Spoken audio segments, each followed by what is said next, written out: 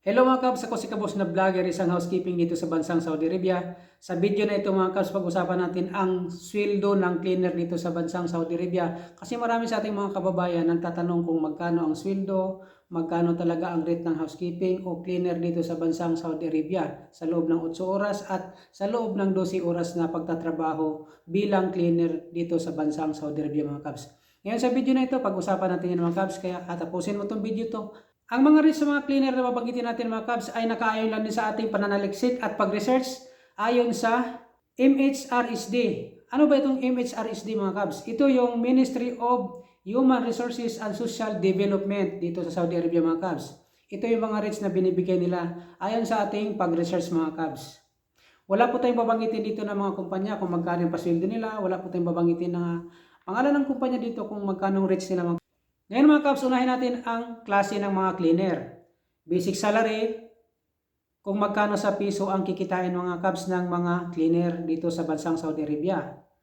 Unahin natin ang domestic helper o household mga Kabs. Isama na natin sila para alam din nila, kung nakapanood sila sa video nito, alam nila kung magkano ang rates nila according to MHRSD mga Kabs. Okay, narito ang domestic helper basic salary mga Kabs. Kung sumasahod ka ng 1,500 mga Kabs, ang rates mo sa piso ay 22,500. Kung sumasahod ka naman ng 1,800, domestic helper ka, sa piso yan mga Kabs ay 27,000. So dito naman tayo sa company office cleaner mga Kabs. Kung 1,800 ang iyong sweldo dito mga Kabs, SAR yun hindi piso. Tumataginting siya na 27,000 mga Kabs kung 1,800. Dito naman sa, kung 2,200 ang yung sweldo, SAR, dito sa Saudi Arabia, tumataginting siya mga Kabs ng 33,000 mga Kabs sa piso. So dito naman tayo mga Kabs sa mall, hotel, housekeeping. Kung sumasahod ka dito sa mall, hotel, housekeeping, basic salary mga Kabs ay 2,000 SAR. Sa piso yun mga Kabs ay maabot siya ng 30,000. Kung sumasahod ka naman ng 2,500 SAR, sa piso naman mga Kabs ay umaabot siya ng 32,500. Note mga Kabs, depende po sa palitan ang inyong pera na sa kikitain dito mga Kabs. Kung malaki ang palitan, malaki ang piso. Mababa ang palitan dito, mababa rin ang piso mga Kabs. So dito naman tayo sa hospital cleaner mga Kabs. Sa hospital cleaner, kung nag-basic salary ka ng 2,200, so ang kikitain mo sa piso ay 33,000 mga Kabs. Kung nag-rate ka naman ng basic salary na 2,800 sa isang buwan, ang kikitain mo ay 42,500. Depende nga sa palitan mga Kabs. So yun ang mga basic salary mga Kabs at kung magkano kikitain sa piso. Kung ikay magtrabaho dito sa bansang Saudi Arabia at depende pa rin sa palitan mga Kabs. Kung mataas ang palitan nga, mataas ang value ng pera mo sa Pilipinas. So take note mga Kabs, sa mga nabanggit natin na sweldo, wala po tayong binabanggit na mga kumpanya kung magkano pa sweldo nila, magkano ang rates nila. Ang pinagbasihan natin dito mga Kabs ay ang rates ng MHRSD dito sa Human Resources sa Saudi Arabia mga Kabs. At ayon na rin sa ating pag-research at pananaliksik. Dito naman tayo sa mga agency sa Pilipinas na dapat yung applyan kung legal ba siya o hindi ba legal o scam ba. So dapat mga Kabs, ang minimum rates talaga na pwede niyong applyan papunta dito sa bansang Saudi Arabia ay 1,500 talaga mga Kabs. Kapag nag-offer sila mga Kabs ng below 1,500, halimbawa 1,200 plus 300, huwag niyong kapatusin yan mga Kabs, huwag niyong kagatin yung mga Kabs. Wala sa minimum rates mga Kabs. Ang minimum talaga is 1,500 plus 300 para maging 1,800. Yun talaga ang pinaka-minimum wage nating mga Pilipino mga Kabs. So, number 2, no placement fee dapat. Sa Pilipinas mga Kabs, dapat walang placement fee. Pero nakagwalyan na ng mga Pilipino na kadalasan mayroon talagang placement fee ang hiningi ng mga agency sa Pilipinas. Hindi naman lahat pero mayroon talagang mga agency na nangihingi. Hindi na natin banggitin. No placement fee, free ticket, free visa. Ang employer dapat ang gumagastos mga Kabs.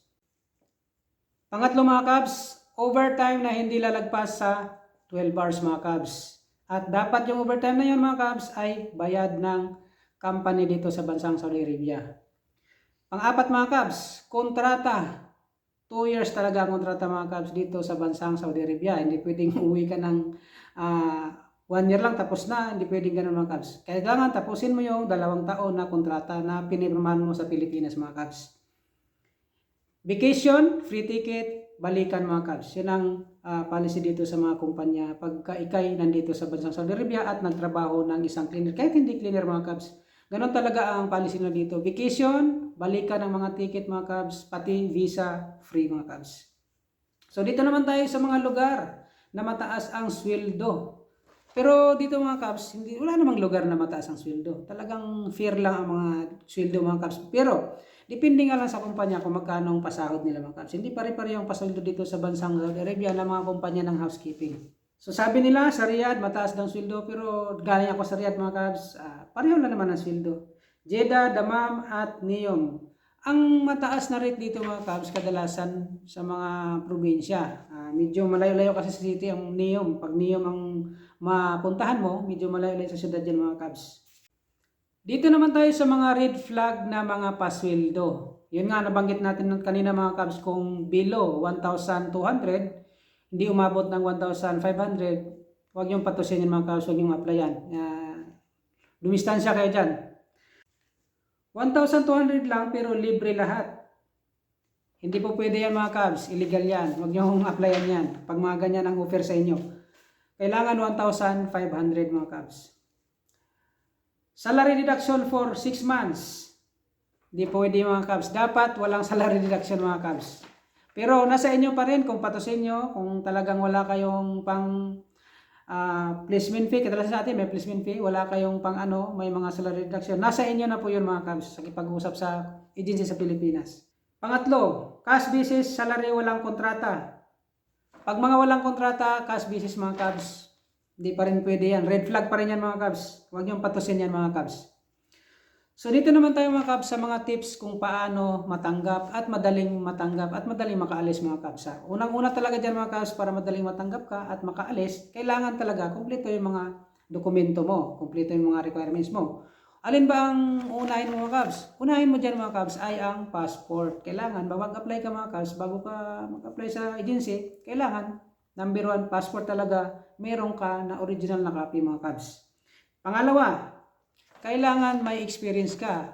At maganda dyan mga kabs, kung wala kang experience, mag-aral ka muna ng in situ housekeeping sa TISDA mga kabs para may certificate ka at madali kang matanggap sa agency sa Pilipinas.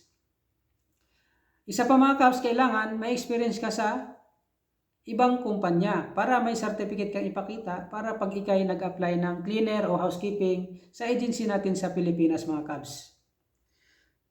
Pangatlo mga kabs, kailangan talaga ang experience pag nag-apply ka ng housekeeping papunta dito sa bansang Saudi Arabia.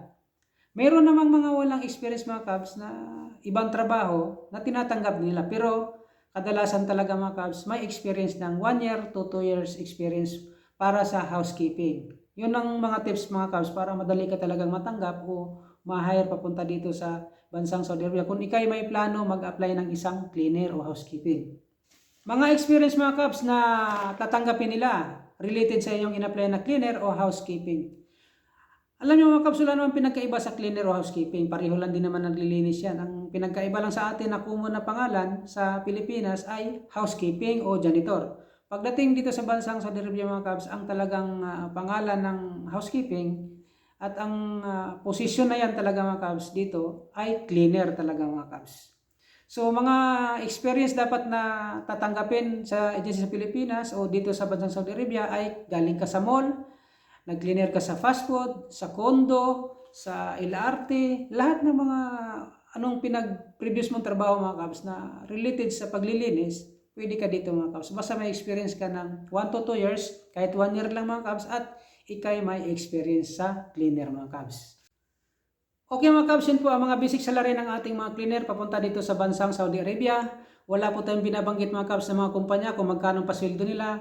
Wala po tayong binabanggit na kumpanya mga kabs kung magkano rates nila mga kabs. Sa atin lang po ay base sa ating pananaliksik at pag-research mga kabs kung magkano na talaga ang rates ng mga housekeeping at cleaner papunta dito sa bansang Saudi Arabia. Mga kabs, kung nakatulong sa yung video na ito, huwag kalimutan mag-subscribe at mag-like sa ating channel para ma-notify ka sunod ng mga video na aking gagawin. Ako si Kabos na Vlogger. Maraming salamat sa inyong panonood at suporta.